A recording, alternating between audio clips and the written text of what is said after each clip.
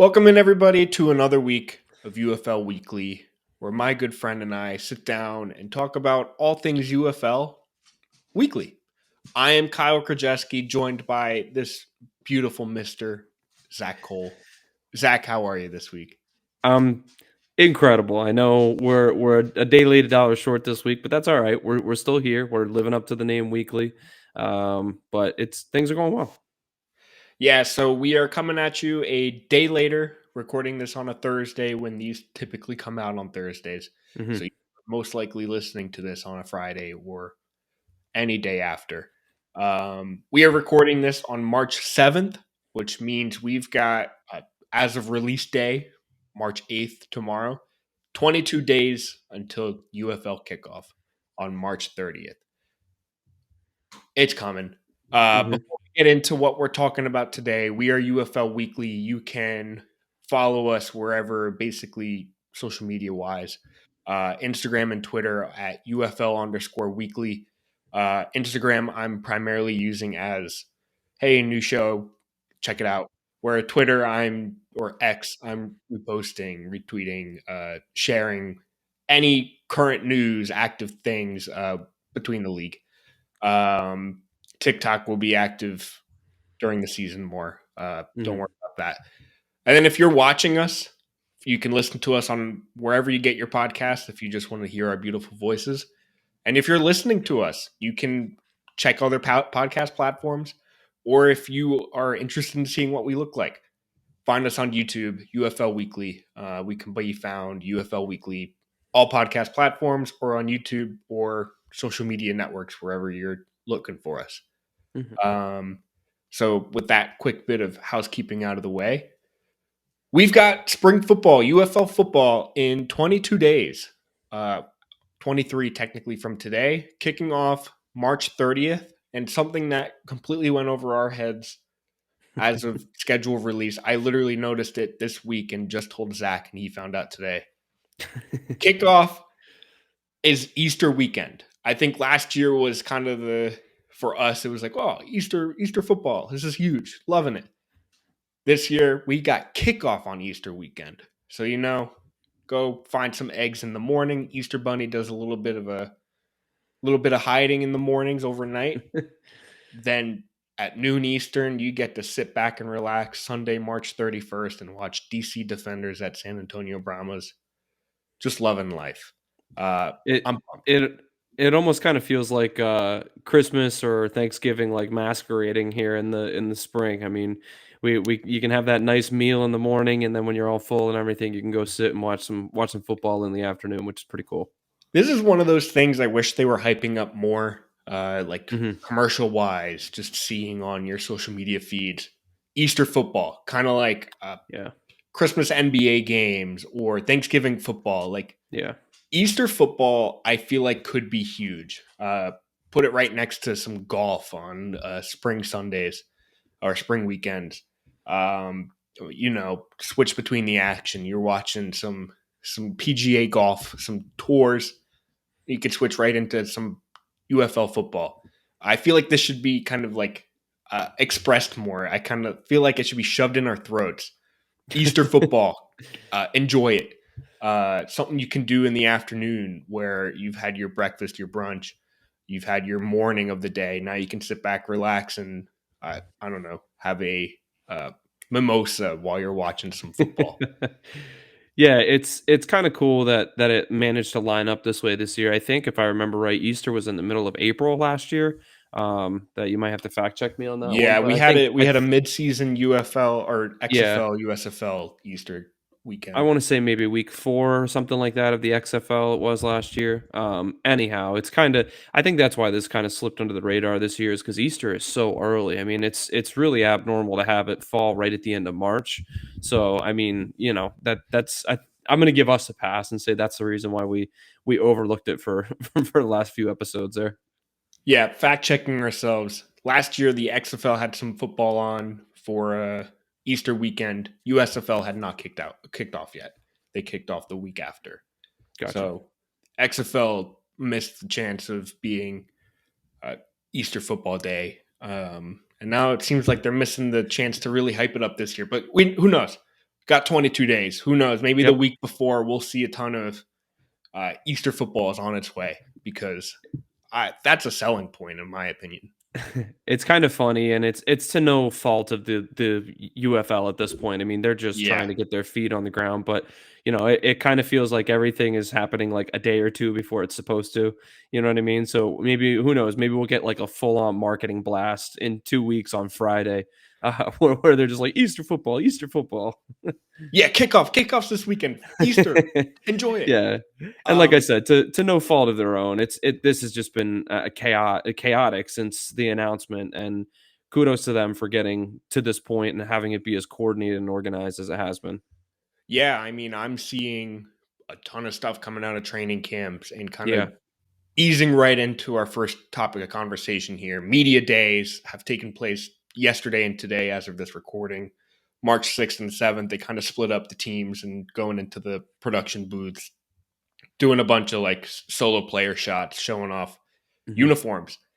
So that's kind of been taking place these past 2 days. So I think that's probably where they'll get a bunch of their B-roll for these commercials, getting a bunch of people hyped for Yeah. UFL football coming soon. So instead of kind of pulling from last year's clips where they probably will still, now they've got like, hey, these are the players you're going to be watching on the weekends this spring. Mhm. Let's showcase them. Get some commercials put together around them. So I think we're kind of seeing that take place literally today and the day before. So we're kind of seeing that take place. Yeah, it's been cool to see some of the social media posts too. I mean, we don't officially. I know we were talking during the week. We were kind of hoping to maybe talk about jerseys and uniforms this episode today. They haven't all been officially released yet, according to that PR page or according to any of Yeah. their official accounts. So, but it's been cool to see some of the uniforms kind of come out through those media day type things that the players have been doing. So, I Yeah, gotta say, go ahead. Sorry. I was just say we've had, I think this past weekend there was rumor or just kind of saying like, hey, jerseys are releasing this week. So I was hoping pushing this recording a day would have allowed us to be like, oh, they officially announced or showcased the jerseys or uniforms this season Yeah. today. But unfortunately, no like official announcement. But Mhm. media day has been taking place, and they're all wearing what I can only assume is the UFL 2024 uniforms and jerseys.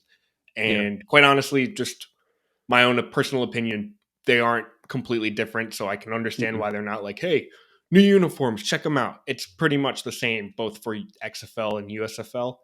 Um, but kind of going back to what you were saying about social media, guys, feel free to engage with. I'm not saying engage with us. Engage with UFL constantly on Twitter specifically. I'm seeing, I think specifically the showboats, but a lot of these other teams are basically saying like, "Hey, we got practice today. Who do you want to see more of?" Kind of saying like, "Hey, which player do you want me to like interview or talk to today? Who do you want to hear more from?" Interact with that. I mean, I think it's awesome to see that they're just like, hey, kind of keeping it a little bit small and kind of engaging and be like, hey, fans, what are you interested in? Let them know. If there's any specific player you're curious about that you maybe haven't seen, check them out on Twitter or Instagram. They are, as far as I can tell, very engaging. These social media users or social media employees for these teams are actively engaging on Twitter and Instagram specifically.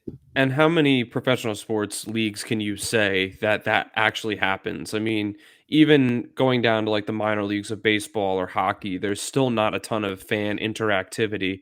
I mean, some teams maybe here and there, but like the UFL, I mean, they're trying to make this as accessible to fans as possible. They want people to interact, and that's, I mean, coming from two marketing majors, college marketing guys here. I mean, that's fantastic. That's how you build that user base that's going to just keep coming back, and they're going to be recurring customers essentially. So it's really cool to see that they're full on buying into this concept of like we want this to be a fan driven league. Yeah. So engage. And then back to uniforms and jerseys. From what I'm seeing, nothing different. The only primary differences are the UFL logo, and I think I saw a few teams kind of have a little bit with the wings of their kind of shoulder pad areas, just a little bit shifting differences to fit in the logos. Mhm.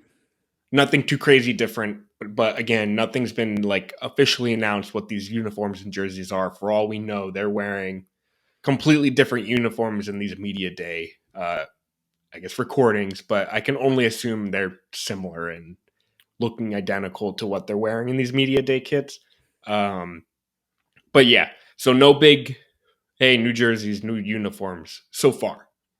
Yeah, and Kyle, real quick, I just want to hop in. One of these uniforms are one of my like little nerdy obsessions. I think they're awesome. But this guy that I follow on Twitter, I just want to shout him out real quick. His name is Paul Lucas, and his at is at Uniwatch. He's done a compilation of kind of all of the news, the relevant news about the UFL and the jersey releases and everything. And he's got screenshots from the media days and just TikTok pictures and player pictures. It's really kind of a cool compilation where he's trying to throw together what the combos look like, what the team's official uniform release is going to look like. So that's all. Again, he's at Uniwatch on Twitter or on X, but pretty cool stuff there. He's got an article out today on it. Yeah, if you're also a big fan of, I guess, uniforms and how things look, check out NFL Fashion Advice on Twitter as Mm-hmm. well. Yep. They constantly are having conversations about uniforms, specifically NFL. But I mean, I'm scrolling right now and it's MLB and college basketball. Basically, just showing the love for uniforms and jerseys and just how they look on a professional sports team. So I can only assume that with announcements to UFL uniforms, we'll see some commentary there. Yeah, for sure. All right. So that was media days. Next up, some rumored scrimmages between these UFL teams as training camp kind of continues on. I almost called it spring training, but that's a completely different sport and still technically true. Uh, Scrimmages kind of kick off this weekend. I think I saw Monday as the scrimmage day start. I think that was straight out of the mouth of Coach Anthony Becht of the Battlehawks. But the rumored matchups here and kind of half confirmed. Battlehawks are facing the Stallions, Defenders versus Panthers, Brahmas Roughnecks, and then Renegades Showboats. Just seeing players v players, some basically team v team action in training camp. Get these players getting some live football kind of happening in practices before games kick off in 20 plus days. Yeah, and out of these rumored matchups here, I mean, it's kind of hard not to be really intrigued by the Battlehawks and the Stallions. I mean, Yeah. we see the former champion with who is, I guess, the assumed. We'll get into some of the odds, but the assumed going to be champion of the UFL as well against the Battlehawks, who actually have leapfrogged the Defenders, kind of interestingly, as the favorite on the XFL side. But again, we'll break down the odds in a little bit here. So I think that that's the one that stands out to me the most. Outside of that, I mean, the Renegades are the reigning XFL champs, so it'll be cool to see them get back on the field again. And just kind of some interesting matchups. And we talked about it a little bit already, Kyle. These teams are practicing together. Now we're going to see some other teams scrimmage each other. Yep. I'm just kind of, yeah, it looks like it's all an XFL against a USFL matchup here. So Yep. again, we're trying to foster those trades, show off the players to each other's teams, and hopefully get some transactions moving here. Yeah, and I think day to look at. I mean, today's the 7th. This releases on the 8th, and on March 10th, they have to trim down to 58 players on the Yep. rosters, where training camp began with 75. So cuts are going to be happening. Player movement's going to Yep. be happening in these next 2 days. And then March 23rd, week before season kickoff, they got to trim that back down to 50. Yep. So these next 20 days, these next 15 days, we're going to see players move, and these scrimmages, these intra-team practices are helping foster that. Saying Sure. like, oh, like you're seeing this guy play over here. Are you interested? I'm interested in this guy, and I think that's going to really show up a lot more in these coming weeks, especially after these scrimmages.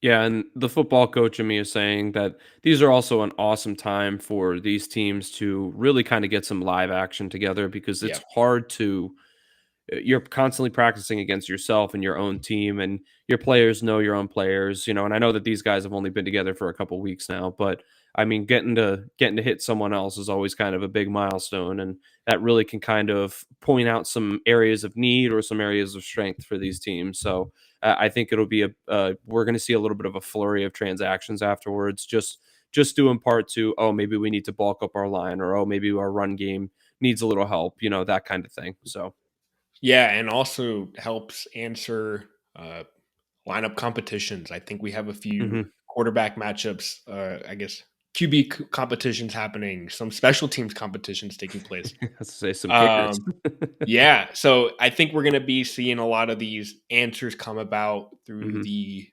the PR waiver wire coming up in these next couple weeks, especially this weekend. Absolutely. Yep. Absolutely.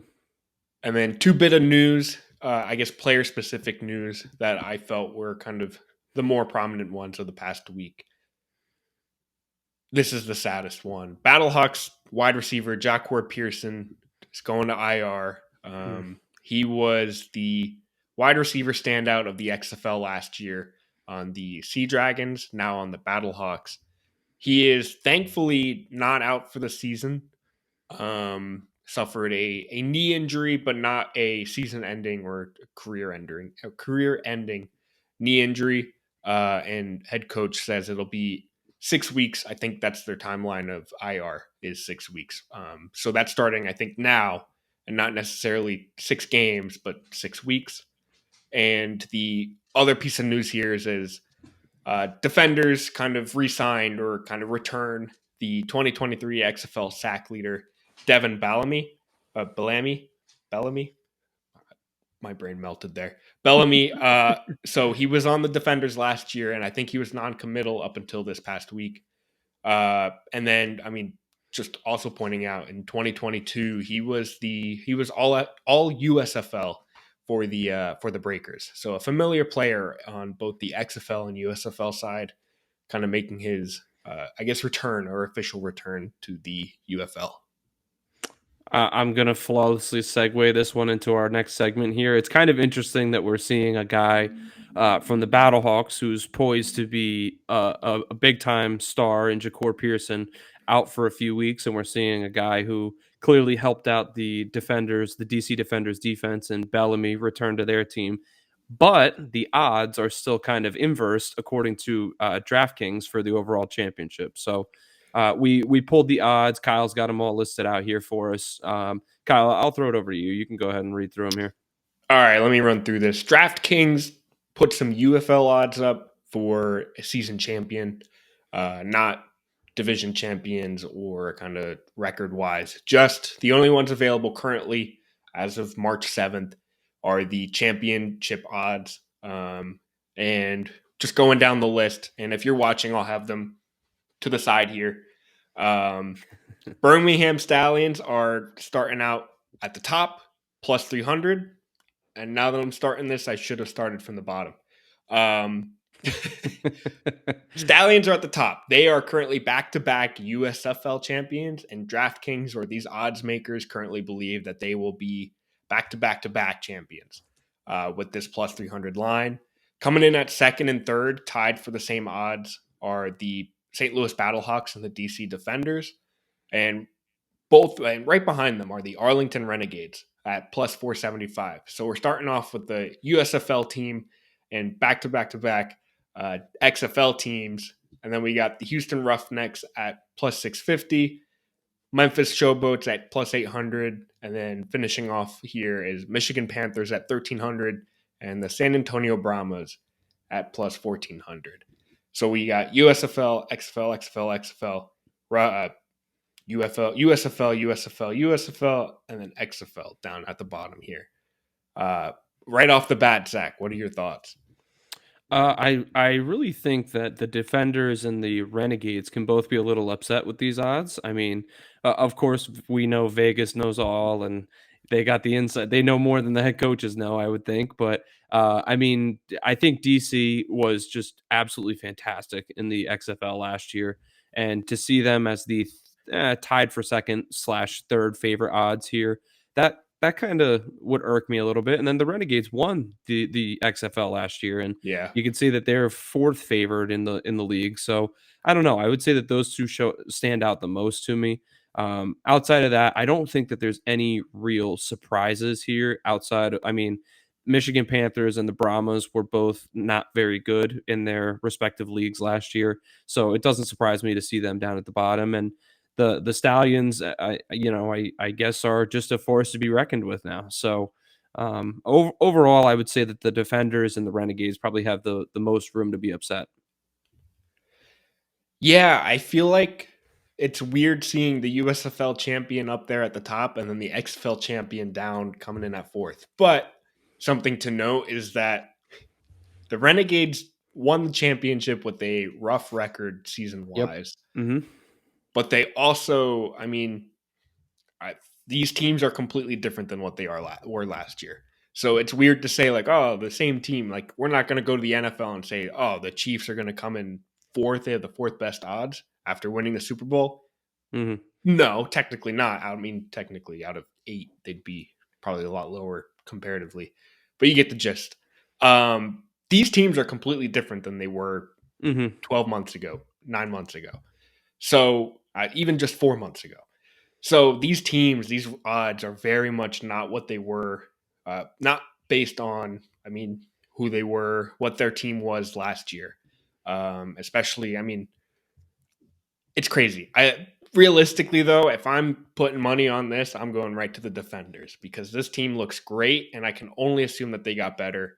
I mean, a lot of their playmakers from last season, Teamu and Abram Smith, returning, and they looked unbeatable last year Mm-hmm. except for a couple games there, and now they've got the second best odds to win the whole thing again. Who knows? That's one. I'm just stating it right now. That's a team I expect to be in the championship or at least fighting for that title. Solid odds there. And then the Stallions, man, they look good on paper. They look just as good as they were, if not better than last year. So I can't say I'm surprised seeing them up there. And then the Battlehawks. Uh, I have a feeling they didn't take into account losing Pearson, Mm-hmm. but if he's expected to be back mid-season or late season, who knows? Maybe he's kind of the juice that this team will need going into the end game. Yeah, I think the underlying kind of what's the word I'm looking for here? Idea. I don't know. It'll come to me. The underlying motivation, I think that's what I'm looking There it for, is. is that we are not necessarily recommending that anyone bets on these right now because you nailed it. The rosters are completely different. They're not the same at all. So really, outside of seeing maybe a stud player here or there on one of the rosters and thinking, man, that guy's a real difference maker, we don't know how these teams are going to play together, mesh together, etc. So I think that, of course, I'm not going to tell you who to bet on or what to do or anything like that. But I think that this season, the inaugural season for the UFL, is not the time to bet on a champion. I think maybe take a week to week approach and kind of go that route instead. But, if you're feeling lucky, obviously there's 3 teams here at the top that are kind of separating themselves from the rest of the pack, and they're assumed to be the best. So we'll see. We'll see where it goes. Yeah, I think mentioning this, we're not here to give gambling advice. Although go DC, Not but this week anyway, right? not this week. Not this week. But right now, it's more just to kind of highlight what the odds makers are looking at or what they're seeing in this. I guess how this league is currently breaking up in kind of a power ranking list. So Hmm. this isn't our power rankings. This is how Vegas is looking at these teams as potential champions Hmm. of the UFL. So good luck, Stallions and Battlehawks. Looks like Vegas has you guys kind of making it to the championship. Hmm. We'll see. We'll see. All right, Zach. That's all I've got this week. I don't know about you. I think that's good for me. It was unfortunately not super eventful week. We got the media day kind of teased this week or these last couple days here today, yesterday. But outside of that, not a ton of news this week. But we say not a ton of news, but every day there's a bunch of news, player movement, player activity on training camp. Of We're course. here to kind of highlight, I guess, the larger scale Yeah. news, the ones that we kind of seem, I guess, broadly relevant. But every day there's news. The UFL PR feed is active, and I bet you in the coming weeks with these player transactions and trades, we'll probably be seeing a lot of movement, a lot more to talk about in player specifics there. Mhm. Speaking of coming weeks, we will be off next week. I will be in Iceland, so I will unfortunately be unable to hop on mic and chat some UFL. Zach, still be active on the socials, so don't worry about that. Especially if you're intently looking at what we're reposting on Twitter. I doubt you are, but you never know. So feel free to skip over looking at your Spotify, your Apple Podcast, or your YouTube subscriptions, looking for us next week. We will be taking a quick break, coming at you the next week to talk about any player movement thing, how the past 2 weeks have shaken up. Mhm. So look for that in 2 weeks. Can't wait. Counting down the days. Counting down the days. We're almost there. 22 days as of this release. So thank you for tuning in. Just to reiterate, if you are watching us, feel free to listen to us and find us on all podcast platforms. If you are listening to us, feel free to watch us on YouTube, subscribe, comment. If you're listening on Spotify, I always like to leave a quick little poll or question, just to, I don't know, be a little bit more engaging. Feel free to interact with that. I think the one week I said, how do you feel about the XFL kickoff? The other week was like, are you planning on attending a game? Just basic questions. I'm not asking for your social security number. This week will Feel be, free. did the Jacquar Pearson news make you cry too? They made me cry. I wept 100% yes. for sure. But yeah, interact with us, follow, comment, subscribe. It all Mhm. means a lot. Really helps us out and just makes us feel good inside. Absolutely. So, with all that, Zach, it was a pleasure chatting some UFL with you. As of this release, we've got 22 days until Easter weekend, UFL kickoff weekend, and I can't wait. So, thank you for tuning in. See ya.